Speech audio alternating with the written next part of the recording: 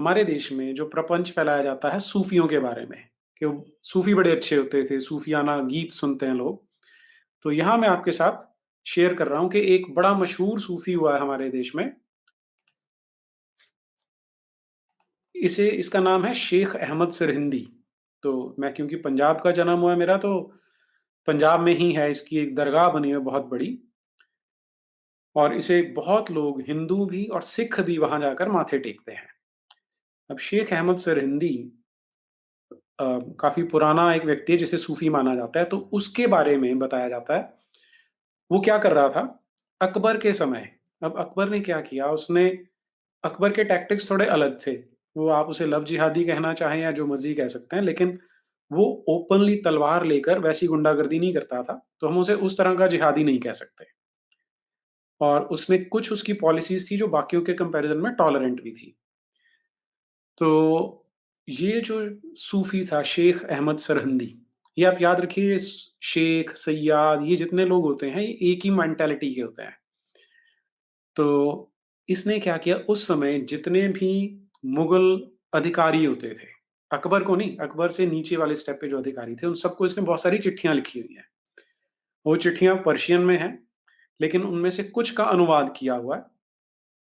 तो सीताराम गोयल ने बताया कि ये उसकी जो चिट्ठियाँ हैं, उनमें कुछ के बारे में तो ये पता लग जाता है कि उसने किसे लिखी थी, लेकिन कुछ के बारे में ये नहीं पता लगता कि किसे लिखी थी, लेकिन उसने क्या लिखा था वो सामने दिखाई दे जाता है। तो वो ये जो शेख अहमद सरहिंदी है, वो उस समय क्या कह रहा था, मैं आपके साथ वो शेयर करता हूँ ज़रा।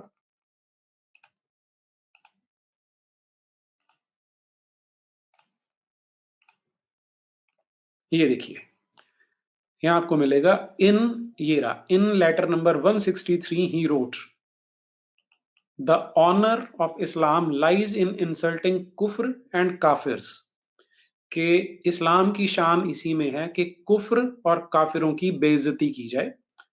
One who respects the kafirs dishonours the Muslims, कि जो काफिरों का सम्मान करता है, इसका मतलब ऑटोमेटिकली वो मुसलमानों का इंसल्ट कर रहा है, उनकी बेइज्जती कर रहा है।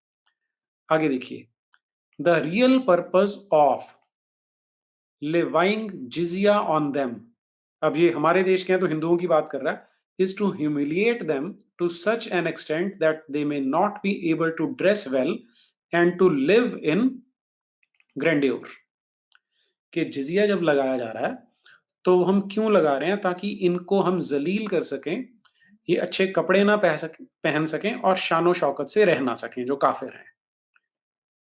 आगे देखिए, they should constantly remain terrified and trembling, वो हमेशा ही दहशत में रहने चाहिए और कांपते हुए रहें।